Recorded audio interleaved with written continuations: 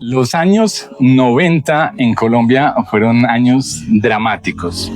Sin embargo, detrás había una juventud que empujaba, soportaba la embestida de la violencia, pero empujaba. Y una de esas formas de empujar era a través de la música.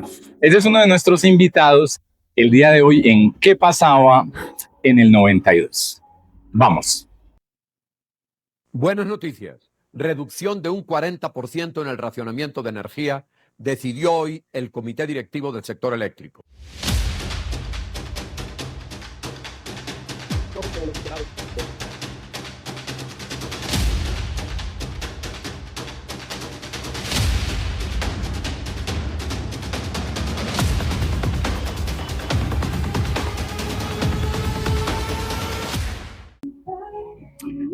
Hola a todos, bienvenidos.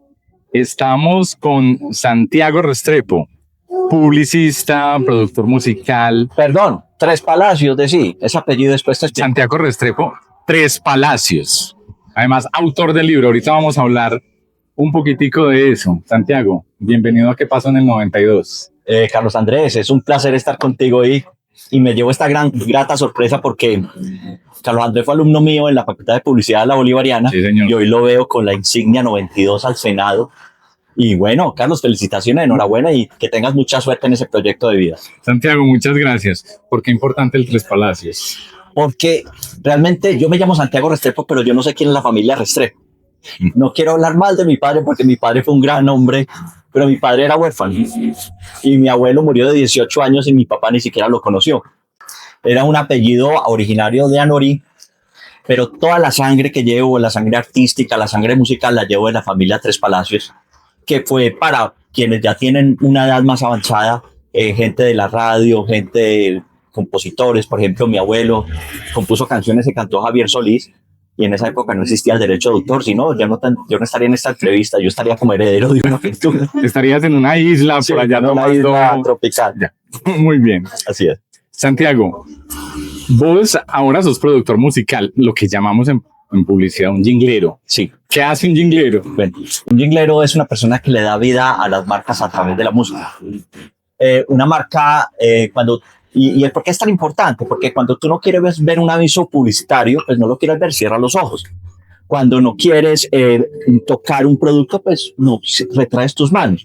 Cuando no quieres olfatear una comida, dejas de respirar. Pero tú no puedes cerrar tus oídos cuando te llega una información sonora. Pues sí, puedes taparte los oídos, pero te va a seguir llegando. Entonces, el sentido del oído es uno de los más importantes en el fenómeno publicitario mundial. Por eso Coca-Cola, por eso esas marcas que brillan, como te acuerdas que ahorita hablamos de pa.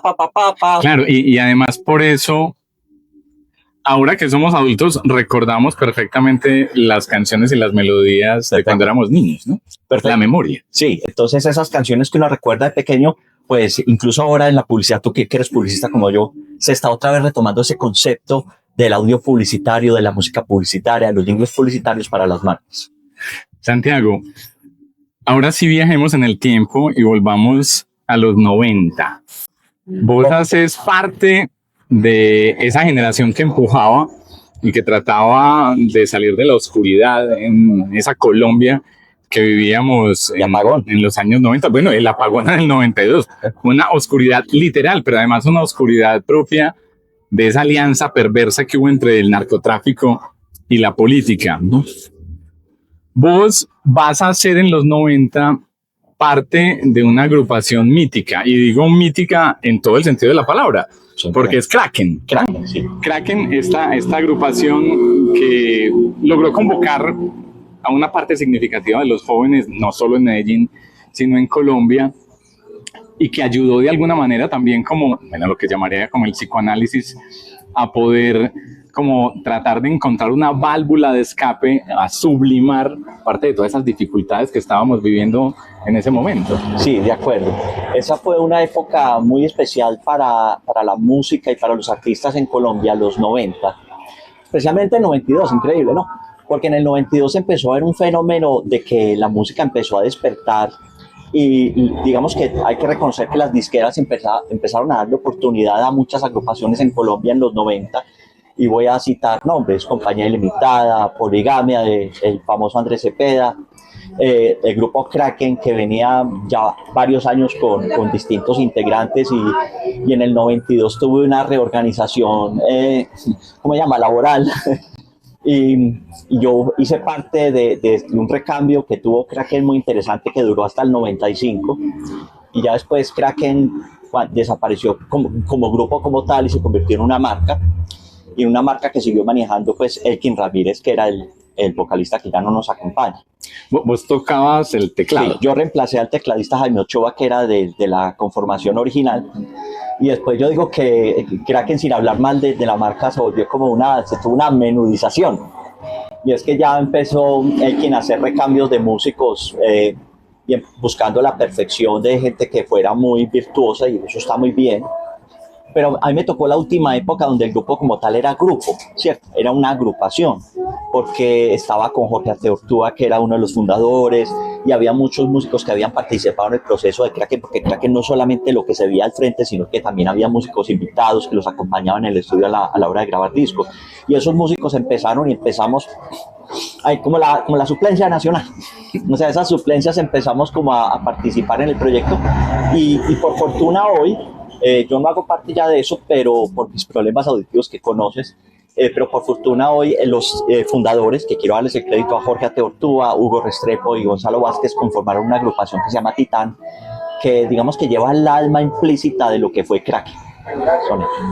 Santiago, ¿algún recuerdo en especial de esa época? Sí. Adicional a la participación en los grupos musicales, algo que digas, cuando yo recuerdo el 92, se me viene a la memoria tal cosa, bueno, además del apagón de Gaviria, sí, ¿no? Del apagón, que digamos que no se le puede echar la culpa a ese gobierno, sino que eso ya venía, la alerta de que no quedaba sino la hidroeléctrica, que había que activar otras formas termoeléctricas. El Guavio.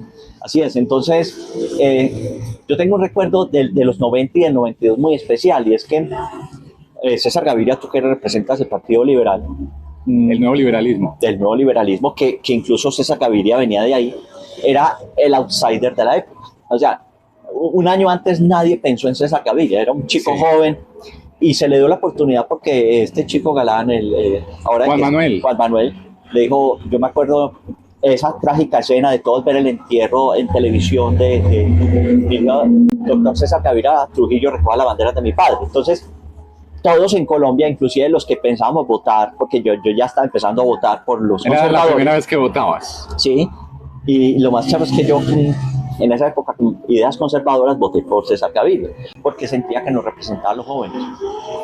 No podemos decir que fue un mal gobierno, porque con César Gaviria ocurrió algo muy importante, y es que Colombia, yo siento que hasta 1987-88 éramos el estado provincial donde lo único que se conocía era el cartel de Medellín y Pablo Escobar. Es que ni siquiera conocían a la guerrilla.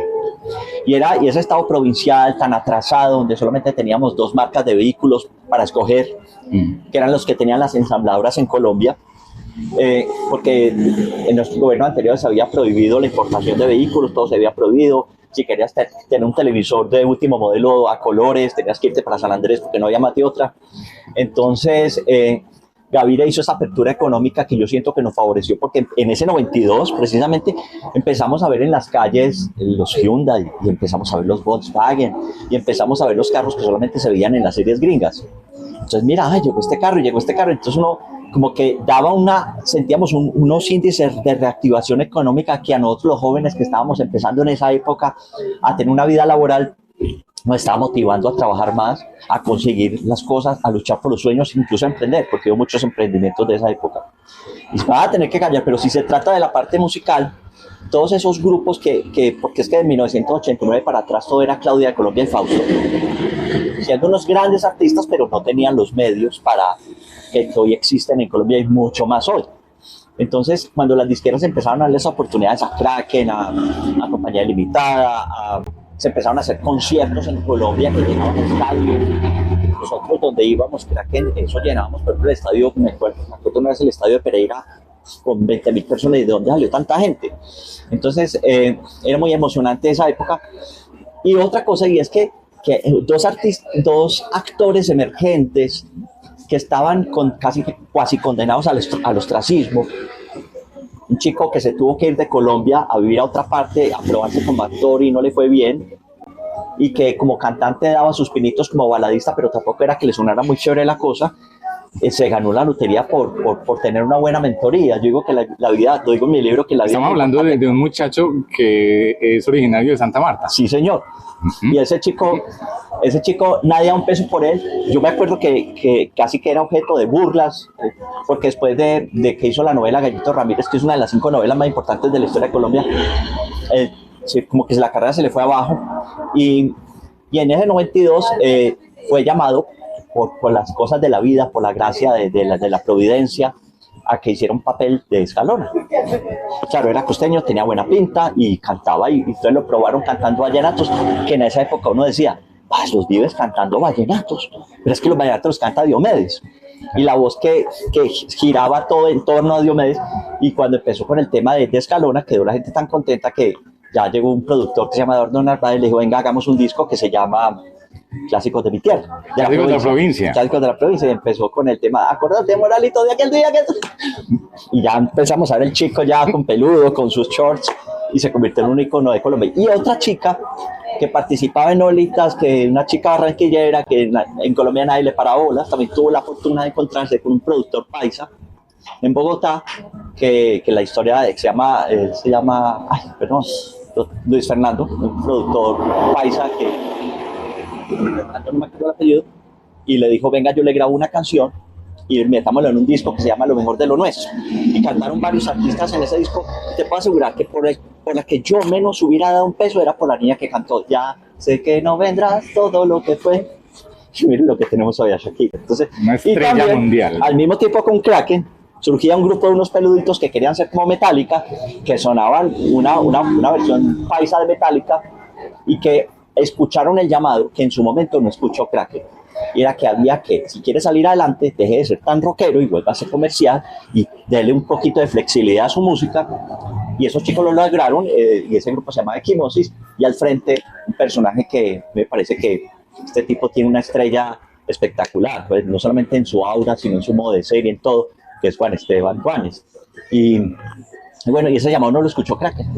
Y eso fue una de las razones por las que yo abandoné el grupo en el 95, porque yo dije, pues esto no va a ningún lado, pues yo tengo que vivir de esto, tengo que buscar mi sustento de vida con el arte, con la música. ¿Y abandonas a Kraken y a qué te dedicas, Santiago?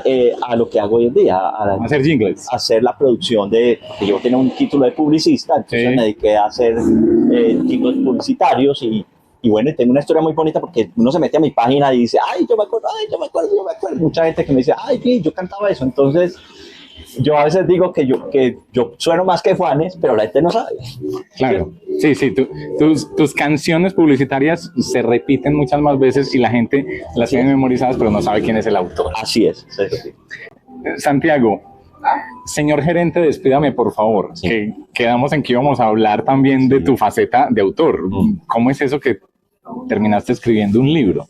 Sí, y eso fue porque la época de docente que tuve de alumno era un alumno muy brillante y yo sabía que ya se iba a convertir en maestro mío, ahora es mi maestro. Yo veía que todos los muchachos salían con un solo fin y una sola meta en la vida, y era trabajar en una buena agencia de publicidad. Ser empleado. Yo les decía, pero es que hay otras opciones, ¿cierto? Después de tener yo el accidente quirúrgico que me hizo perder medio oído, el oído derecho, empecé a pensar que quería dejar un legado antes de que esto se apagara del todo, y escribí un libro que se llama Señor Gerente, despídame por favor, que lo lancé en el 2016, lo lancé por Amazon, y empecé a dar unos ciclos de conferencias con el libro. El libro no tiene ningún concepto macroeconómico, el libro lo que contiene es un concepto de que tú empieces a buscar la libertad haciendo lo que te gusta. Yo hice esa elección, Carlos Andrés, yo hice la elección. A mí me pregunta la gente, ¿usted qué hace? Yo soy un vago de profesión. Y estoy aquí con Carlos Andrés en un horario laboral, tomándonos un café, sí, en un lugar muy bonito, café del Chalet. Del Chalet. Ok. Entonces, bueno, y para no perder el hilo, entonces me dediqué a hacer lo que me gustaba. Y de hecho, mi padre, que era economista, me decía, usted como músico se va a morir de hambre. Yo decía, ya verás que no. Entonces logré un sueño que se materializó, hizo un sueño realidad. Y entonces yo en el libro le invito a la gente que el empleo no es, cuando se te acaba el empleo no es el fin de la vida, que se abre un camino de oportunidad, pero eso sí, cultivando unos hábitos que te conviertan en una persona libre laboral. Porque si tú no cultivas esos hábitos económicos de la responsabilidad, de no vivir de, es que yo llegué estoy en prequincena, a mí me aterra eso, es que no tengo plata porque estoy en prequincena. Pues hombre, aprendan a no tener plata nunca para que aprendan a emprender. Quiero contarle a la gente que el libro ya está gratuito desde pandemia y está publicado en Spotify. Se llama Señor Gerente, despídame por favor, narrado por mí. Entonces pónganse sus audífonos y escúchenlo gratis. Maravilloso. Santiago, a propósito de sueños, ¿cómo te soñás la Colombia que viene en los próximos años? Hombre, yo no entiendo por qué este país, con todos los problemas que ha tenido desde que yo existo, siempre hemos salido adelante. Los centros comerciales están repletos, la economía se mueve, los sitios turísticos están llenos cuando hay países en guerra en África donde ni se puede salir a la calle. Así que tenemos problemas parecidos a los del Medio Oriente, pero aquí estamos todos.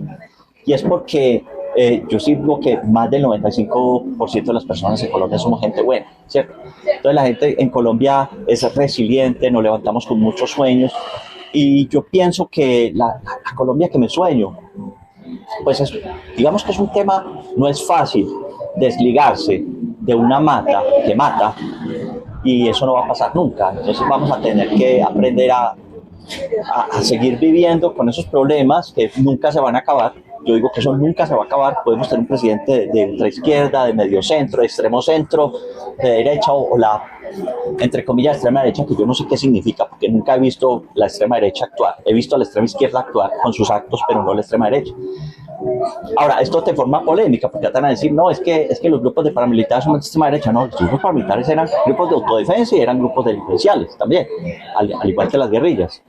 Para no adentrarme mucho en el tema porque eso ya es más autoridad tuya que la mía, yo me sueño una Colombia donde podamos seguir trabajando y podamos seguir aportando y lo más importante, seguir aportándole al país desde nuestro aporte tributario. Porque una de las cosas que no le reconocieron a Álvaro Uribe, porque todo el mundo habla de la seguridad democrática, pero nunca nadie habló de la seguridad jurídica fiscal, que se implantó con el MUISCA. Porque del 92 para atrás, en los 90 para atrás, todo era contabilidad por debajo. La doble contabilidad, que de hecho pues sigue existiendo, pero claro, gracias a la facturación electrónica, claro, ha disminuido la evasión. Carlos Andrés, yo trabajaba en empresas donde me decían, eso páselo por debajo, esto factúrelo por debajo. De lo converta de cobre, tragámoslo por factura y la mitad era así. Y todos hablamos de la contabilidad por debajo. Eso ya es casi imposible hacer. Y me parece que una de las cosas que me sueño es que la seguridad jurídica fiscal, eso sí, que quien sea el gobernante, quienes ustedes que nos representen en el Senado, tengan esa responsabilidad de pensar en nosotros los que pagamos los impuestos para administrar bien la plata del país.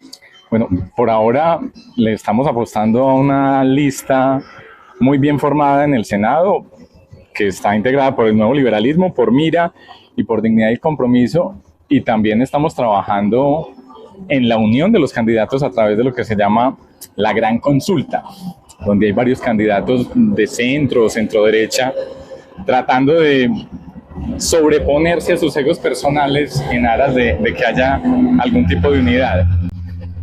Santiago, finalmente, para despedirnos el día de hoy en esta breve pero entretenida conversación, adicional a esos sueños que tenés por Colombia en el futuro inmediato, ¿qué podrías decirle a los jóvenes de hoy? Hiciste parte en los 90 de esa generación que empujaba y que trataba de sacar cosas distintas a la oscuridad y a la violencia que vivíamos. Los de hoy, pues no les ha tocado vivir lo que nos tocó vivir a la generación y parece tuya que lo quisieran a veces. Sí. ¿Qué les podemos decir? Muchachos, vea, no se dejen de llevar de falsas promesas de Führers, de líderes, porque es que el término macharos que a uno, por pensar en rescatar los valores, a uno le dicen facho, y los chicos de hoy no entienden que fascista significa grupo político que se toma el poder con engaño, ¿cierto? Y que quiere estatizarlo todo y que quiere controlarlo todo desde el Estado. Eso es el verdadero fascismo, que es una derivación del comunismo. No le coman cuento a esas personas que llegaron con esas falsas promesas, y si van a votar, voten por personas que estén capacitadas, que sean estudiadas. Si vas a votar con tu influencer favorito, revisa bien por qué es influencer, por qué se ganó por qué se quiere ganar ese puesto en el Senado, porque yo siento que hemos pasado por 4 años de un infinito engaño, donde ustedes que están estudiando, que se están preparando con la meritocracia que merecen, pues se están reclutando en el gobierno a todas las personas totalmente incapaces de administrar, totalmente incapaces de tener la ética para no robarse un centavo, y ya los resultados se están viendo a nivel público, los últimos acontecimientos están demostrando qué pasó. O sea que, muchachos, no volvamos, usted no vio en los 80. Yo estuve en la bomba que mató, yo estuve a 50 metros de la bomba que mató al gobernador Antonio Roldán Betancourt. Si hubiera caminado 5 metros más, no estaría aquí sentado contando, porque yo volé como en las películas, o sea, como las películas atrás, y me perdí el conocimiento y todo, en la avenida Pichincha, en Medellín. ¿Vivías ahí cerca del estadio? Sí, ¿O el velódromo? Iba camino a la universidad, fue caminándome por toda la calle Pichincha, justo ahí explotó el bombazo, casi que perdí el conocimiento, me levanté casi groggy, ¿qué pasó? Casi sordo.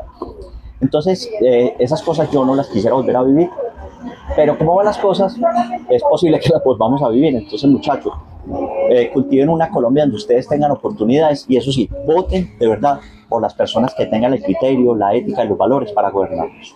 Santiago Restrepo, Tres Palacios. Gracias por acompañarnos. Carlos, un placer, y te deseo mucha suerte en tu carrera política. Sos un genio, te le digo. Publicista, ciencias políticas, psicólogo, ¿qué más quieres estudiar? Para estudiar ya. No, pero es interesante.